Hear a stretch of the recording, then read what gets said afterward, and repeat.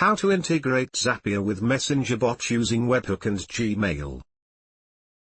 The Webhook by Zapier trigger supports sending more than a single trigger event per Webhook request.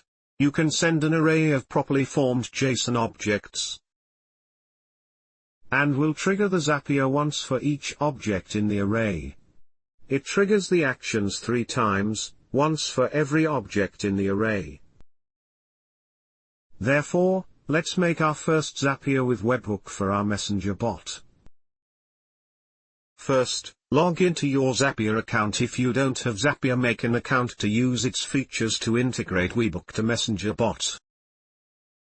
Click the Make a Zap to make your first Zapier. It will go to name your Zap. In your Zap, click 1. When this happens, and renames it whichever name you want. Choose App and Event. You can see below that lots of apps to choose from Zapier. Then, search for what app you like to use. Let's choose Webhooks, and select Webhooks by Zapier. Choose Webhooks by Zapier as a trigger app for Messenger bot. Click the Choose Trigger Event drop-down menu and select your webhook type. For most webhooks, the catch hook trigger will be the best one to use. Catch hooks work by giving you a unique URL that you can then make requests to. If you want Zapier to make a GET request of an external URL to check for new entries, use a retrieve poll webhook trigger. But, now let's choose catch hook. Then, click Continue. Next, you'll be given the URL for your webhook and can customize your webhook. Silent mode. Some apps want to receive an empty body. If you don't want to receive content in the response from Zapier, select the silent mode checkbox. Pick off child key. This is the specific key you want Zapier to use from the request you make to the webhook URL. This is useful if you only care about getting a subset of the data that is sent to the webhook. Copy the webhook URL and paste it to Messenger bot JSON API connector features. Open the app you want to connect to Zapier and find its webhooks settings page. You'll often find that in your app's core settings or options page, or inside the options for a specific project or list. Check your app's help and support documentation if you can't locate it. Now, open MessengerBot.app where you typically add your webhook URL and click Messenger bot. And scroll down to look for JSON API connector features. Choose JSON API connector and click Actions. Click New Connection. Paste the webhook URL you copied from Zapier. Select any options that the app offers, including which data you want to receive via the webhook, and save your changes. Connection name. Choose the name for the connection. Select a page. Put your webhook URL here, from Zapier. Check what field change trigger webhook. Check which data you want to send. Click Save. Back to Messenger bot features. Click Bot Setting Actions. Click Add Bot Reply. Create bot reply template.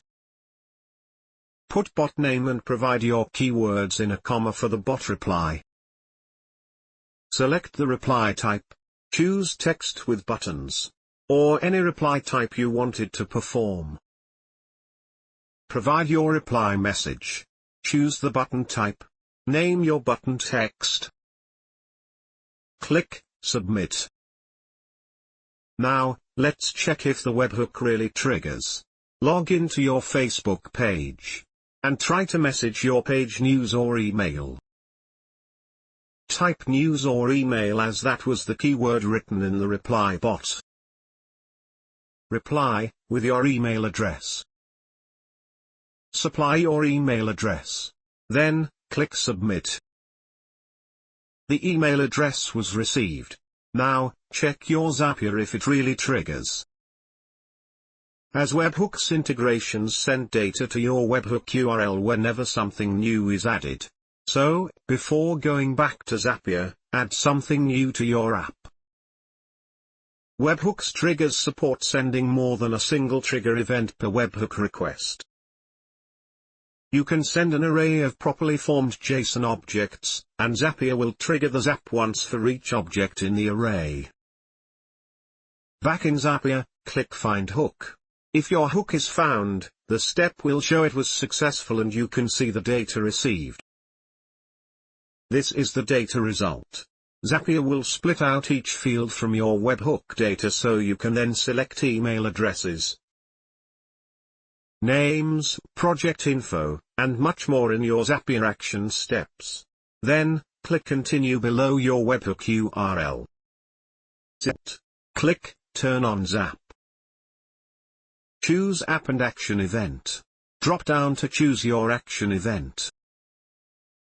Click Continue. Choose Account Sign into ActiveCampaign. Allow Zapier to access your ActiveCampaign account by filling out the required field like API URL and API key. Then, yes, continue. An overview setting of ActiveCampaign where you can find your API access for URL and key. Then, click Continue. Customize campaigns and fill out all the required fields. Then, select to continue. Send test campaign to ActiveCampaign and then click Test and Review. The test was successful.